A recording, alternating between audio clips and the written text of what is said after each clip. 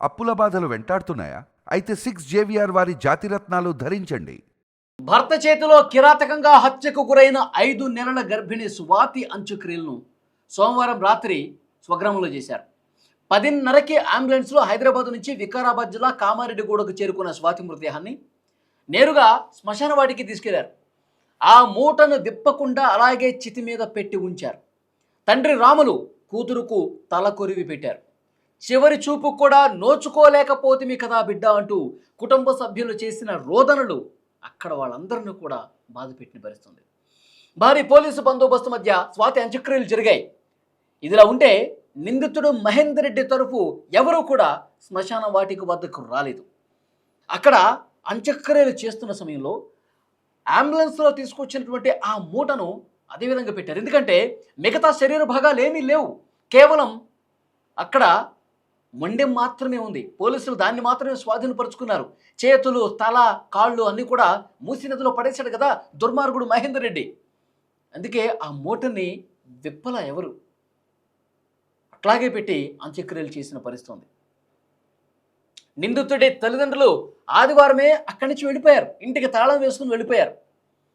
హైదరాబాద్లో ఎక్కడో బంధువుల ఇంట్లో తలదాచుకున్నట్టుగా తెలుస్తోంది. ఎందుకంటే వాళ్ళు దొరికితే వాళ్ళని వీడు చేసిన నేరానికి వాళ్ళ తల్లిదండ్రులకు కూడా అది శాపంగా మారిన పరిస్థితుంది. వాళ్ళు ఎక్కడా ఊళ్ళో కనిపించట్లా, వెళ్ళిపోయారు. మహేందర్ రెడ్డి కుటుంబ సభ్యులే ఈ అంత్యక్రియలు చేయాలని చెప్పి ముందు డిమాండ్ చేశారు. కానీ తర్వాత అసలు అలాంటి దుర్మార్గుల కుటుంబ సభ్యులు ఎవరూ కూడా ఇక్కడికి రావద్దని చెప్పి వాళ్ళు ఆందోళన చేయడంతో అసలు అప్పటికే వాళ్ళు లేరు, వెళ్ళిపోయారు.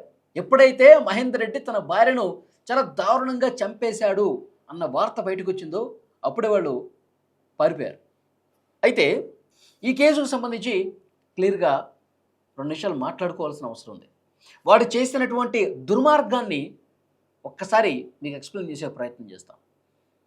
వాడు ప్రేమించి పెళ్లి చేసుకున్నాడు స్వాతిని. ఇలా పెళ్లి చేసుకున్నాడో లేదో అనుమానంతో ఒకసారి అబార్షన్ కూడా చేయించాడు. అనుమానం పెనుభూతమై మొత్తం కుటుంబాన్ని ఛిద్రం చేసినటువంటి పరిస్థితి ఉంది. ఒకసారి వికారాబాద్లో అబార్షన్ చేయించాడు.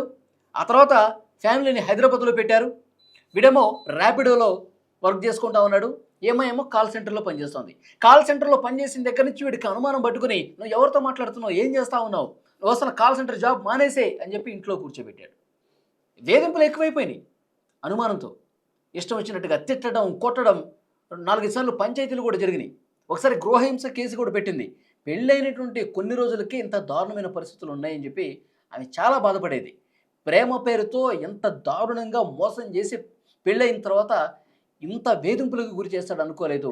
ఒక రాక్షసులాగా, ఒక సైకోలాగా బిహేవ్ చేస్తున్నాడంటూ తల్లిదండ్రులతో కూడా చాలాసార్లు ఫోన్లో చెప్పి బాధపడ్డ పరిస్థితుంది. మారతాడు అనుకుంటే మారల. అయితే ఆగస్టు 27వ తారీఖు వినాయక చవితి పండుగ వస్తుంది. ఇప్పుడు 5 నెలల గర్భంతో ఉన్నాను. నేను టెస్టులు చేయించుకోవడానికి వెళ్ళి పండగకి ఇంటికి వెళ్ళొస్తాను అని అన్నది. మా తల్లిదండ్రుల దగ్గరికి వెళ్ళొస్తాను అన్నది. ఇది నచ్చలేదు ఆ సైకో మహేందర్ రెడ్డికి. చాలా దారుణంగా ప్లాన్ వేశాడు. అంతకుముందు చంపేసే ముందు రోజు హైదరాబాద్లోనే ఉంటున్న స్వాతి పిన్ని దగ్గరికి ఒకసారి వెళ్ళాడు. అనిత, ఆమె దగ్గరికి వెళ్ళి, రోజు గొడవలు అవుతున్నాయి, పరిస్థితి ఏం బాగాలేదు, ఒక్కసారి మీరు రండి, ఆమెతో మాట్లాడండి, నేను వద్దన్న పనే చేస్తా ఉందని చెప్పి అనిత దగ్గర చెప్పాడు. సరే నువ్వు వెళ్ళి, ఇప్పుడు నేను వస్తాను, ఒకరోజు చూసుకొని వస్తాను, గొడవ పడకండి అని చెప్పి సర్ది చెప్పి పంపించింది. అట్లా పంపించని లేదో, ఆ ఇంటి నుంచి ఇంటికి బయలుదేరడం లేదో, మార్గ మధ్యలోనే తన మైండ్ మొత్తం మార్చేసుకున్నాడు. ఒక సైకోలాగా ప్లాన్ గీశాడు. ఇంటికి వెళ్ళటమే దారి మధ్యలో హ్యాక్సా బ్లేడ్ ఒకటి కొనుక్కున్నాడు. చంపేసి కట్ చేసేయాలని చెప్పి ముందే అనుకున్నాడు. ఆ బ్లేడ్ కొనుక్కుని ఇంటికి వెళ్ళి కావాల్సుకుని గొడవ పెట్టుకున్నాడు.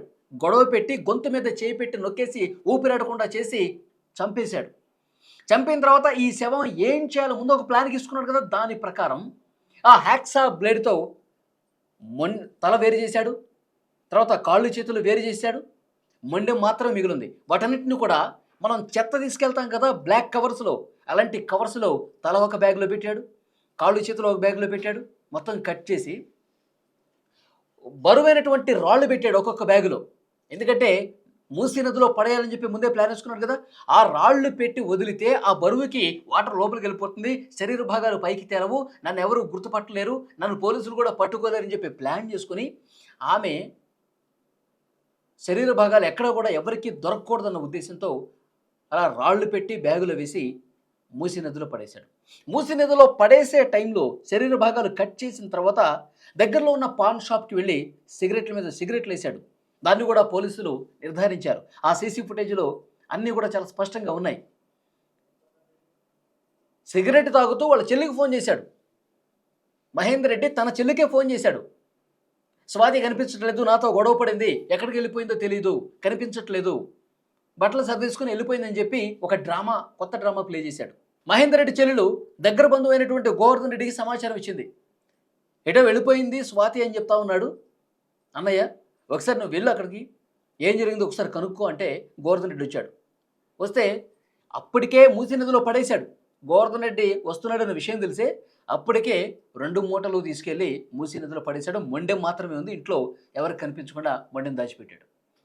గోవర్ధన్ రెడ్డి వచ్చి అడిగితే ఎడిపోయిందిరా, ఏం గొడవ పడ్డారు, అతను ఎక్కడికి పోయిందని చెప్పి అడిగితే ఏమో ఎక్కడికి వెళ్ళిపోయిందో చెప్పలేదు, గొడవ పడింది, కోపంతో వెళ్ళిపోయింది, బట్టలు సరి తీసుకొని ఎక్కడికి పోతుందో నాకెందుకు చెప్తుంది అన్నాడు.